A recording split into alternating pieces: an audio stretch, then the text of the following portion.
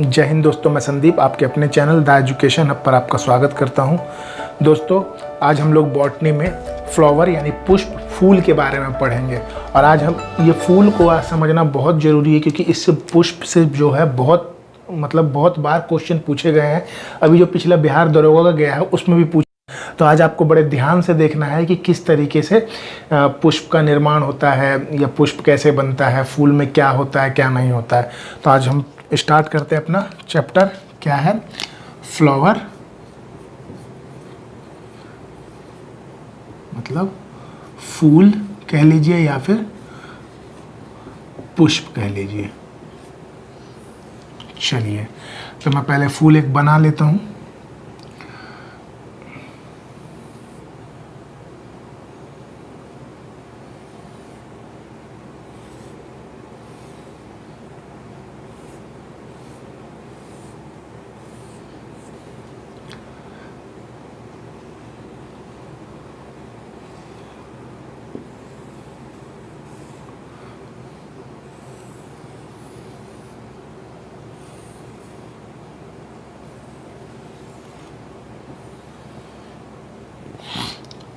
चलिए अब समझते हैं। देखिए, ये एक तरह का फूल है, ये फूल। और अब हम समझते हैं कि फूल में क्या क्या होता है क्या क्या नहीं होता है। तो इसके बारे में तो मैं बता चुका हूँ कि ये क्या होता है। इसको कहते हैं वृंत। क्या कहा जाता है? वृंत। और ये जो हिस्सा आप देख रहे हैं, ये वाला हिस्सा, इसको बोलते हैं पुष्पासन। पुष्पासन, इसको क्या कहते हैं? पुष्पासन। देखिए, पुष्पासन जो है वह फूल का अंग नहीं माना जाता है। तो ये क्या है पुष्पासन? तो पुष्पासन जो है वो फूल को, मतलब फूल इसके ऊपर ही रहता है। ये जो है इसको, फूल को अपने ऊपर बनाए रखता है कि इधर उधर वो फूल नहीं गिरे। तो ये सहारा देता है। मेन पुष्पासन का काम क्या है? फूल को सहारा देने का काम करता है। तो ये जो पुष्पासन है और ये जो वृंत है, इन दोनों में क्लोरोफिल पाया जाता है। और इसी क्लोरोफिल के कारण ये कैसे होते हैं? हरे रंग के होते हैं। अब देखिए, ये जो निकला हुआ है, ये इसको कहते हैं बाह्य दल पुंज। क्या कहते हैं? बाह्य दल पुंज। क्या कहा जाता है? बाह्य दल पुंज। बाह्य दल पुंज भी क्या होता है? ये देखिए, जो फूल के हैं वो 4 भाग होते हैं। 4 भाग कौन कौन से होते हैं? एक भाग होता है आपका बाह्य दल पुंज, एक भाग होता है आपका दल पुंज, एक भाग होता है आपका जयांग, और एक भाग होता है आपका पुमंग। ये आपके 4 भाग होते हैं। और ये क्या हुआ? ये हुआ बाह्य दल पुंज। ये जो बाह्य दल पुंज होता है ये भी हरे कलर में होता है। कैसे कलर में होता है? हरे कलर में होता है। अब ये क्या काम करता है? ये जो है, जो फूल की कली को है, उसको, फूल की कली को मतलब रक्षा प्रदान करता है। क्या काम करता है? फूल की कली को रक्षा प्रदान करता है। और पुष्पासन पे क्या आता है? पुष्पासन जो किस पे आश्रित था? फूल जो किस पे रहता है? पुष्पासन पे रहता है। और ये क्या करता है? ये आपने कली देखी होगी, उसके कली जो होती है, या गुलाब की कली है, उसके देखिए चारों तरफ से हरा रंग का निकला रहता है। उसी को बाह्य दल पुंज कहते हैं। वो क्या करता है? कली को सुरक्षा प्रदान करता है। और ये जो हिस्सा आप देख रहे हैं, ये वाला हिस्सा, ये कहलाता है दल पुंज। क्या कहलाता है? दल पुंज। ये दोनों एक ही चीज़ है। तो क्या कहलाया? दल पुंज। अब दल पुंज का काम क्या होता है? तो दल पुंज जो होता है वो कलरफुल होता है। मतलब क्या होता है? रंगीन होता है। दल पुंज क्या काम करता है? भंवरों को आकर्षित करने का काम करता है। भंवरे यानी कीट। तो भंवरों को क्यों आकर्षित करता है? क्योंकि भंवरों को आकर्षित नहीं करेगा तो भंवरे ही हैं जो मेन क्या करते हैं, अभी मैं बताऊंगा। पराग कण को जो है वो वर्तिकार तक पहुंचाते हैं। तो परागण का काम भंवरों के द्वारा ही हो पाता है। तो ये जो होते हैं दलपुंज, वो क्या होते हैं? वो कलरफुल होते हैं। देखिए, और ये दलपुंज क्या काम करते हैं? भंवरों को अपनी तरफ खींचते हैं। भंवरों को अपनी तरफ खींचते हैं। किस लिए खींचते हैं? परागण कराने के लिए। और देखिए, जो मतलब दिन के जो फूल होते हैं वो कलरफुल होंगे, मतलब जैसे गुलाब है वो क्या होगा, लाल होगा, ठीक है। और कोई फूल है जैसे सूरजमुखी का फूल है तो कैसा होता है, पीला होता है। तो दिन में खिलने वाले फूल कैसे होते हैं, रंगीन होते हैं, लेकिन इनमें सुगंध जो होती है वो कम होती है। लेकिन जो रात में खिलने वाले फूल होते हैं, देखिए ये तो अपने कलर जो रंगीन होने के कारण ये भंवरों को आकर्षित कर लेते हैं, ठीक है, क्योंकि कलर रहता है तो भंवरे आकर्षित हो जाते हैं इनकी तरफ। लेकिन रात में खिलने वाले जो फूल होते हैं वो क्या होते हैं, वो सफ़ेद कलर के होते हैं। जैसे आपने उसका रात रानी देखा होगा, या फिर उसका चमेली का फूल देखा होगा। एक आपने देखा होगा जिससे गजरा बनते हैं, जो साउथ की आपने देखा होगा लड़कियां गजरा का प्रयोग करती है, वो वाले सफ़ेद फूल हो गए। तो वो जो होते हैं वो क्या होते हैं, वो रात में उगने वाले फूल हैं, वो सफ़ेद होते हैं। लेकिन वो सफ़ेद होने के साथ साथ वो बहुत ज़्यादा सुगंधित होते हैं, मतलब उनमें खुशबू बहुत ज़्यादा आती है। तो रात में भंवरे किससे आकर्षित होते हैं, उनकी खुशबू से आकर्षित होते हैं, और दिन में उनके कलर से आकर्षित होते हैं। किससे आकर्षित होते हैं, कलर से आकर्षित होते हैं। तो ये क्या हो गया, दलपुंज। अब जो आप ये बीच वाला हिस्सा देखते हैं ये मादा हिस्सा होता है। क्या, कौन सा हिस्सा होता है, मादा। तो इसको बोलते हैं, ये पूरा हिस्सा है, ये जो बना हुआ है ये पूरा हिस्सा क्या कहलाता है, इसको कहते हैं जयांग। क्या कहते हैं, जयांग। और एक मैंने नहीं बनाया है, ये आपका एक यहाँ से इस तरीके से निकला होता है ये, ठीक है। और ये पूरा हिस्सा, ये दोनों एक ही चीज़ है। तो ये जो नहीं दिख रहा है तो मैं ब्लैक कलर से कर देता हूँ।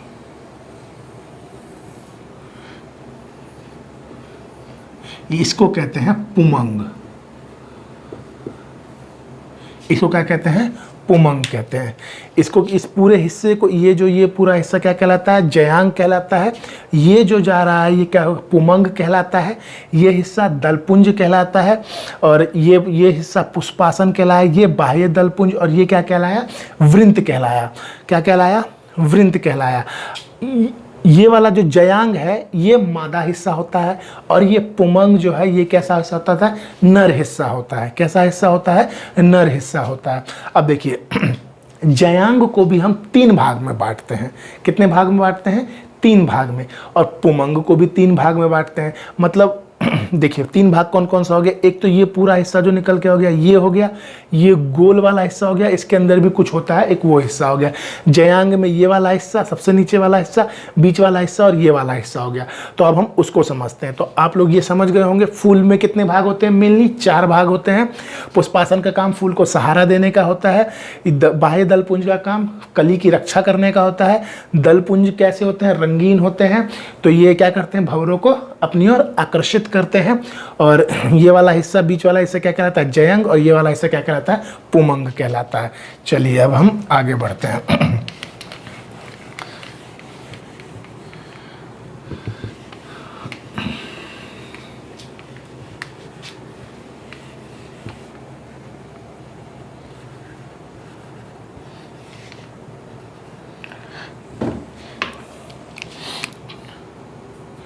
चलिए अब देखिए हम जयांग को 3 भाग में बांटते हैं। तो 3 भाग में क्या, ये जो निचला वाला हिस्सा होता है इसको कहते हैं अंडाशय। क्या कहते हैं, अंडाशय। निचले वाले हिस्से को अंडाशय। अंडाशय से ऊपर यानी ये बीच वाला हिस्सा ये कहलाता है वर्तिका। क्या कहलाता है, वर्तिका। और ये वाला जो हिस्सा है, ये ऊपर वाला हिस्सा, इसको कहते हैं वर्तिकाग्र। वर्तिकाग्र। ये क्या कहलाया, अंडाशय। ये क्या कहलाया, वर्तिका। और ये क्या कहलाया, वर्तिकाग्र। क्या कहलाया, वर्तिकाग्र। अंडाशय का मतलब इंग्लिश में हो गया, क्या हो गया, ओवरी। क्या हो गया, ओवरी। वर्तिका हो गया क्या, स्टाइल। और वर्तिकाग्र क्या हो गया, स्टिग्मा। क्या हो गया, स्टिग्मा। अब देखिए पुमंग वाले हिस्से में आते हैं। तो पुमंग का ये जो यहाँ से यहाँ तक लाइन जा रही है इसको कहते हैं पुंकेसर। इसको क्या कहते हैं, पुंकेसर। और ये जो होता है, ये वाला हिस्सा, ये जो गोल हिस्सा है इसको कहते हैं पराग कोश। क्या कहते हैं, पराग कोश। इसको क्या कहते हैं? परागकोश। और इसके अंदर ये छोटे छोटे इस तरीके से कण होते हैं, ये कण होते हैं, इसको कहते हैं परागण, परागकण, परागकण, इसको क्या कहते हैं? परागकण। परागकण को इंग्लिश में कहते हैं पोलन ग्रेन्स। क्या कहा जाता है? Pollen grains. परागकोश को कहते हैं एंथर। क्या कहा जाता है? एंथर। और पुंकेसर को कहा जाता है, परागकोश को क्या कहेंगे? एंथर। और पुंकेसर को क्या कहते हैं? स्टेमेन। क्या कहते हैं? स्टेमेन। अब चलिए अब समझते हैं। देखिए अब होता क्या है, देखिए अब इसके जो भंवरे होते हैं वो परागण कैसे करते हैं, पहले समझिए परागण होता क्या है। परागण क्या होता है? ये जो पराग कण है, ये जो पराग कण है, पराग कण का वर्तिकाग्र तक पहुंचना, ये वर्तिकाग्र है, ये जो पराग कण का वर्तिकाग्र तक पहुंचना क्या कहलाता है? परागण कहलाता है। परागण का मतलब होता है पॉलिनेशन। पराग कण का वर्तिकाग्र तक पहुंचना ही क्या कहलाता है? परागण कहलाता है या पॉलिनेशन कहलाता है। अब ये पॉलिनेशन का काम कौन करते हैं? यही काम भंवरे करते हैं। कौन करते हैं? भंवरे करते हैं। भंवरे कैसे करते हैं? देखिए दलपुंज जो है इसने क्या किया? भंवरों को अपनी ओर आकर्षित किया। अब भंवरे आते हैं तो भंवरे क्या करते हैं? वो फूलों पे मंडराते रहते हैं, इधर से उधर, उधर से इधर उछलते रहते हैं। तो उनके पाँव में ये पराग कण लग जाते हैं। पराग कण लगते हैं, जब वो उसका रस पीने बैठते हैं वर्तिकाग्र पे, तो इसके पाँव में जो पराग कण लगे थे वो वर्तिकाग्र में छूट जाते हैं।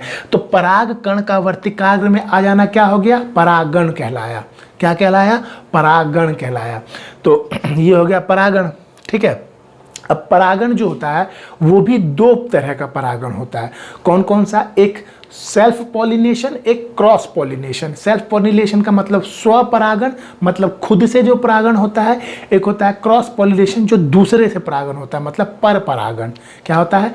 पर परागण। अब दोनों में से बेस्ट कौन है? देखिए दोनों में से बेस्ट होता है पर परागण, जो दूसरे से होता है। दूसरे से कैसे? देखिए एक पौधा है, उसके अंदर 4 फूल निकले हुए हैं। ठीक है, एक पौधे में 4 फूल निकले हुए हैं, तो उसी पौधे के एक फूल से दूसरे फूल पर भंवरों का बैठ जाना, कीट का बैठ जाना ही क्या कहलाता है? स्वपरागण। क्यों? क्योंकि उसी पौधे के फूल से ही उसने पराग कण लिए और वर्तिकाग्र तक पहुंचा दिया, तो वो क्या कहलाया? स्वपरागण।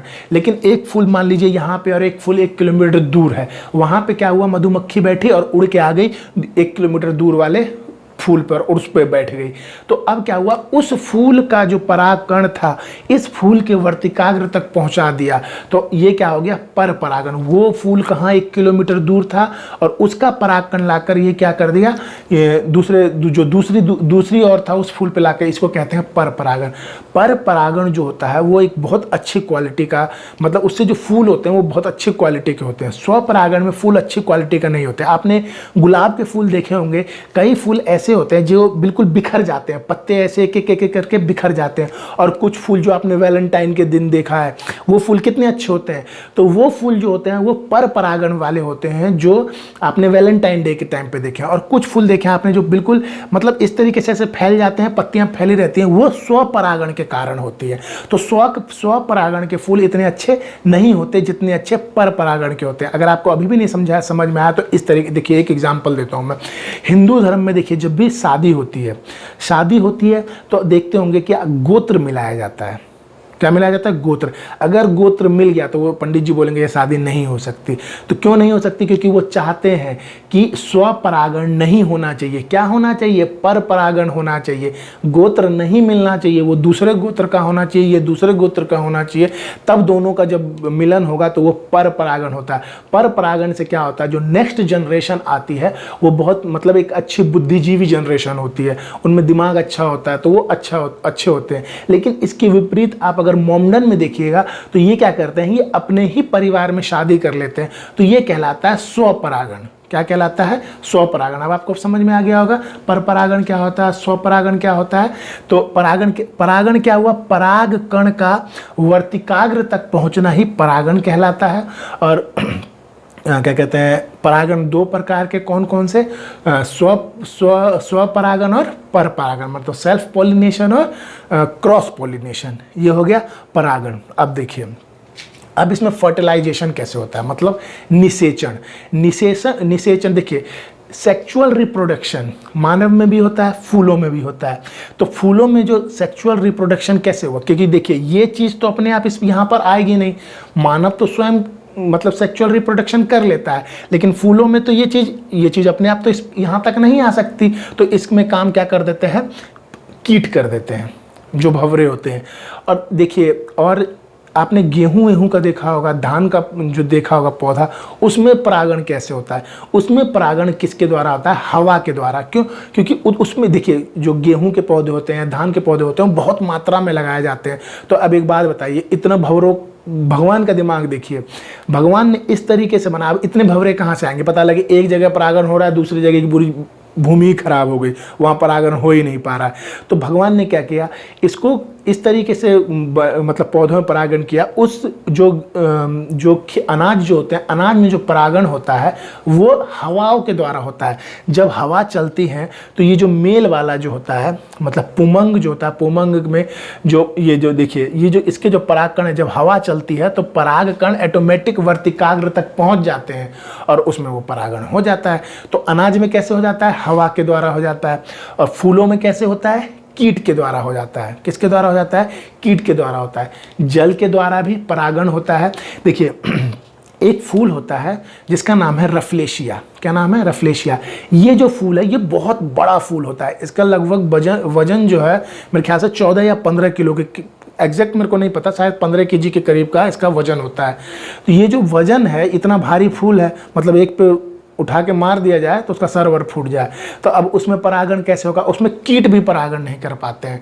तो वो परागण करता कौन है, तो उसमें परागण हाथियों के द्वारा होता है। हाथी कैसे करते हैं, तो हाथी जो होता है जब उसका रस चूस रहे होते हैं तो परागण आ जाता है और वही रस वो दूसरे फूल पर छिड़क देते हैं, तो उससे परागकण आ जाता है। और वही रस क्या करते हैं, वो दूसरे फूलों पर छिड़क देते हैं, तो उससे परागण हो जाता है। तो पक्षियों के द्वारा भी परागण होता है, पक्षियाँ भी परागण करते हैं। जल के द्वारा भी होता है, वायु के द्वारा भी होता है और कीटों के द्वारा भी होता है। तो ये क्या हुआ, परागण कहलाया। अब देखिए परागण हो गया। तो और मनुष्य में क्या होता है, मनुष्य स्वयं सेक्सुअल रिप्रोडक्शन कर सकते हैं, तो वो खुद परागण कर सकते हैं, पॉलिनेशन कर सकते हैं। अब देखिए, अब आगे समझते हैं। अब इसमें जो फर्टिलाइजेशन होता है, निषेचन होता है, वो कैसे होता है।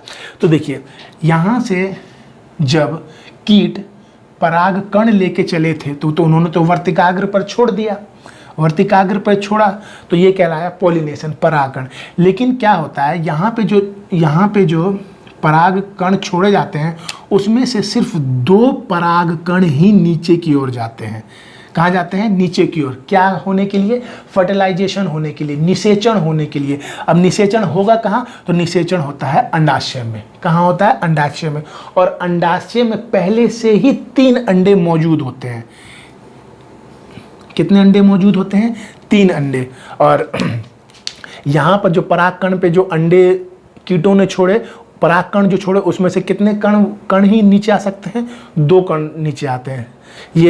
ये रीजन ये इस तरीके से होता ही है कि सिर्फ 2 ही अंडे क्या होते हैं, नीचे आ पाते हैं। कितने आ पाते हैं, 2 ही अंडे नीचे आ पाते हैं, 2 ही परागकण नीचे आते हैं। अब देखिए एक चीज समझिए, ये जो परागकण आया, ठीक है, और एक मादा का ये हो गया, तो मादा में पहले से एक अंडा, तो इसको कहते हैं युग्मक। मतलब नर, ये तो नर भाग हो गया पुमंग वाला, नर का परागकण, मतलब एक अंडा नर का और मादा का एक अंडा, तो ये अलग अलग अंडा हो गए, तो ये एक अंडा कहलाया युग्मक। क्या कहलाया, युग्मक। देखिए इस तरह के समझिए, जैसे इंसान में होता है, इंसान में युग्मक क्या होता है, जो पुरुष होता है, पुरुष का युग्मक होता है स्पर्म। क्या होता है, स्पर्म। और लेडीज में जो युग्मक होता है वो होता है ओवम। क्या होता है, ओवम। तो तो पूर्व देखिए जो स्पर्म होते हैं वो 20 लाख होते हैं, लगभग 20 लाख के करीब स्पर्म होते हैं। तो ये जब स्पर्म जब एक फीमेल के अंदर जाता है तब फर्टिलाइजेशन स्टार्ट होती है। तो ऐसा थोड़ी है कि 20 लाख के क्योंकि ओवम तो एक ही होता है, तो उसमें जो होता है ये ओवम में एक ही आपका जो स्पर्म है वो जाके, आपने 3 इडियट मूवी देखी होगी, तो स्पर्म कुछ इस तरीके के बने होते हैं। ये देखिए इस तरीके से एक पूंछ से निकली होती है और ये ऐसे ही आपने देखे होते हैं रेस लगा रहे होते हैं, और ये एक ही जाके किस में मिल जाता है, क्या ओवम में मिल जाता है। उसके बाद फर्टिलाइजेशन होता है। तो देखिए तो ये क्या कहलाता है, नर का स्पर्म मतलब एक अंडा युग्मक, मादा का एक अंडा एक युग्मक। जब ये दोनों मिल जाते हैं तो वो कहलाते हैं युग्मनज। क्या कहलाते हैं, युग्मनज। अब देखिए यहाँ तो 2 अंडे, यहाँ पे 3 अंडे, तो बड़ी नाइंसाफ़ी है। तो होगा क्या, एक अंडा तो एक अंडे के साथ मिल जाएगा। जब ये एक अंडा मान लीजिए यहाँ पे आया, ये इसके साथ मिल गया, ये इसके साथ मिल गया, तो ये वाला हिस्सा क्या कहलाया, ये जब एक युग्मक का दूसरे युग्मक के साथ मिल जाना ही क्या कहलाता है, युग्मनज कहलाता है। युग्मनज कहलाता है। एक अंडे का दूसरे अंडे के साथ मिल जाना ही युग्मनज कहलाता है। ठीक है, अब बच गया एक अंडा, तो ये एक अंडा क्या करेगा, ये एक अंडा नीचे आएगा और इस अंडे इन 2 अंडों के साथ जो बच गए थे उसके साथ मिल जाएगा। तो ये कहलाते हैं भ्रूण कोश। भ्रूण कोश, भ्रूण कोश। अब भ्रूण कोश क्या काम करता है, तो देखिए जब स्पर्म ओवम में आके मिला तो वो युग्मनज हो गया। युग्मनज जो क्या करता है, उसके बाद वो विकसित होना स्टार्ट करता है। तो वही जब विकसित होता है तो भ्रूण का रूप ले लेता है। तो देखिए जब मतलब इसका युग्मक मतलब परागकण एक और इसका एक अंडा, ये दोनों मिल गए, एक युग्मक इसका एक युग्मक इसका, वो युग्मनज हो गए। इसी तरह मानव में क्या हुआ, नर युग्मक और मादा युग्मक मिले तो वो युग्मनज हो गए। तो उससे बनता है भ्रूण।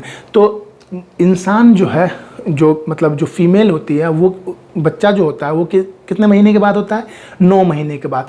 तो 9 महीने के बाद वो बच्चा पैदा होता है। तो 9 महीने तक मतलब जब वो युग्मनज बना, युग्मनज से जब वो विकसित हुआ तो वो कहलाता है भ्रूण। क्या कहलाता है, भ्रूण। तो युग्मनज के बाद क्या बनता है, भ्रूण बनता है। और जब तक बच्चा पैदा नहीं हो जाता वो क्या कहलाता है, भ्रूण नहीं कहलाता। आपने देखा होगा कि यहाँ पर भ्रूण की जांच कराना अपराध माना जाता है, लिंग की जांच कराना अपराध माना जाता है। कहीं कहीं डॉक्टरों के आपने मतलब हॉस्पिटल में लिखा हुआ देखा होता कि यहाँ पे भ्रूण की जांच नहीं होती है। तो जब तक वो क्या होता है, युग्मनज से जब परिवर्तित होता है भ्रूण, और जब तक बच्चा पैदा नहीं हो जाता वो क्या कहलाता है, भ्रूण कहलाता है। सेम इसी तरह इसमें क्या होता है कि युग्मक, नर युग्मक मादक युग्मक से बना तो युग्मनज बन गया।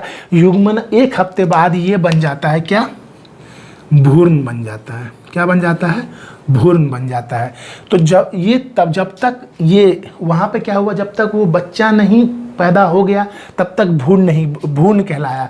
और यहाँ पे जब तक भ्रूण फल नहीं बन जाता तब तक वो क्या कहलाएगा, भ्रूण कहलाएगा। तो यहाँ पे भ्रूण से फल बनता है और वहाँ पे क्या होता है, जब भ्रूण से बच्चा पैदा होता है। जब उसका समय आ जाता है, 9 महीने बीत जाते हैं, तो क्या होता है, बच्चे पैदा हो जाते हैं।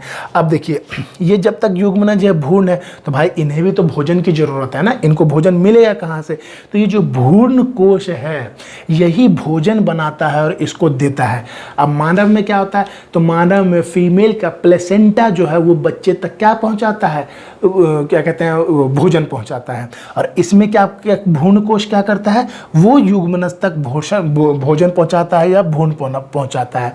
तो देखिए जब ये युग्मक होता है तो ये सिंगल हुआ, इसका एक युग्मक, देखिए यहाँ से तो बहुत सारे परागकण आए लेकिन यहाँ से 2 ही अंडे गए, मतलब 2 ही परागकण गए, मतलब एक युग्मक गया। तो ये जब एक युग्मक होता है तो इसको हैप्लॉइड कहते हैं, मतलब सिंगल युग्मक, इसका एक युग्मक, तो क्या कहलाया, हैप्लॉइड। क्या कहलाया, हैप्लॉइड। जब ये युग्मक और मादा युग्मक दोनों मिल गए तो ये युग्मनज हो गया। तो इसको क्या कहते हैं, डिप्लॉइड। मतलब युग्मन एक परागकण का अंडे के साथ मिल जाना क्या कहलाता है, डिप्लॉइड। तो युग्मनज ही तो भ्रूण बना है। तो ये भी डिप्लॉइड हो गया। क्या हो गया? डिप्लॉइड, मतलब 2 अंडे से है तो क्या हो गया? डिप्लॉइड। लेकिन यहाँ देखिए, यहाँ पे 2 अंडे थे और एक यहाँ पे एक अंडा आके मिल गया, तो इसने क्या क्या बनाया? भ्रूणकोश बनाया। तो ये क्या हो गया? ट्रिप्लॉइड हो गया। ये क्या हो गया? ट्रिप्लॉइड। जब परागकण था तो युग्मक था तो मतलब परागकण अलग, यहाँ जयांग का जो अंडाशय में एक अंडा था वो अलग, वो युग्मक थे, सिंगल थे तो हैप्लॉइड। जब नर युग्मक मादा युग्मक से मिला तो युग्मनज हुआ मतलब परागकण और अंडा मिल गया तो वो क्या हो गया? डिप्लॉइड हो गया। युग्मनज के 1 हफ्ते बाद भ्रूण विकसित होता है तो भ्रूण भी क्या है? डिप्लॉइड हो गया। एक परागकण बाकी बचे 2 अंडाशय के, जो अंडाशय में 2 अंडे थे उससे आके मिल गया तो ये 3 अंडे हुए, इन्होंने भ्रूणकोश बनाया तो ये क्या कहलाया? ट्रिप्लॉइड कहलाया। क्या कहलाया? ट्रिप्लॉइड कहलाया। अब एक बात सुनिए, यहाँ पे तो परागण हो रहा था, यहाँ से 2 अंडे गए, यहाँ पे आपका फर्टिलाइजेशन हुआ, निषेचन हुआ, फल बना। अगर मान लीजिए यहाँ पे किसी कारणवश यहाँ पे छेद हो जाता तो अब क्या होता? अब तो ये अंडे सीधे पुष्पासन में आ जाते। ये जो अंडे क्या होते हैं? गिर के किस में आ जाते? पुष्पासन में आ जाते। पुष्पासन में जब आ जाते, पुष्पासन में जो ये आ जाते हैं तो यहाँ पे अब देखिए, फल को बनना था अंडाशय में, लेकिन वो आके बनेगा किस में? अब जितनी भी क्रियाएं थी वो किस में होगी? पुष्पासन में होगी।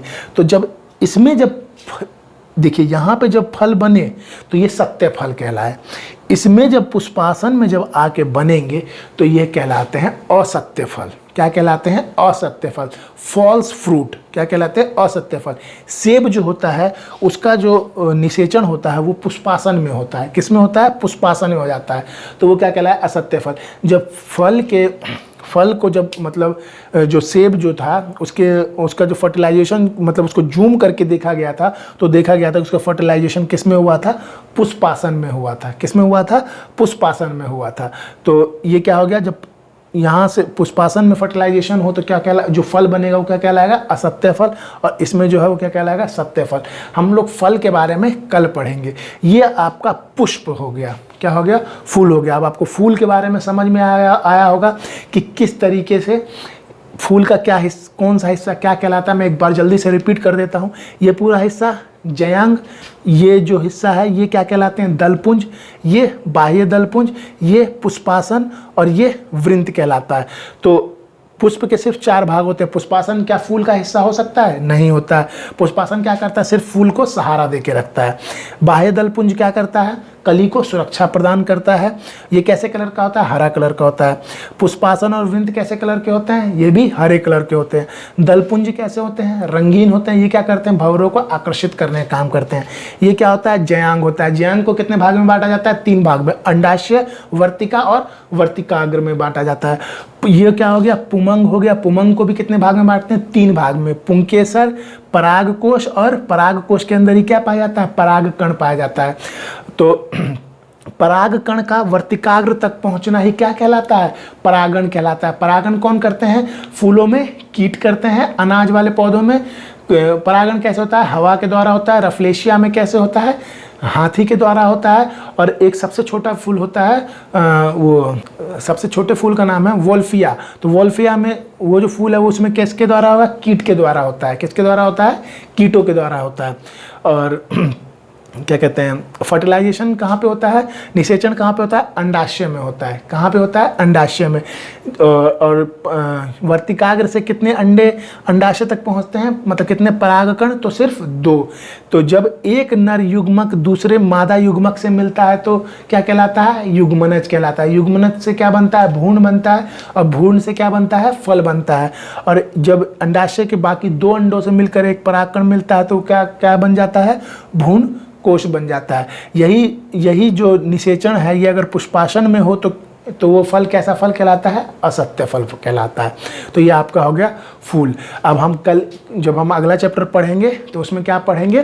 फल के बारे में पढ़ेंगे। देखिए कैसे चल रहा है। पहले हमने जड़ पढ़ा, फिर तना पढ़ा, फिर तना से पत्ती पढ़ा, अब हमने क्या पढ़ा? फूल पढ़ा। अब फूल से फल कैसे बनेंगे ये हम अगले चैप्टर में पढ़ेंगे। तो दोस्तों आपको ये चैप्टर कैसा लगा?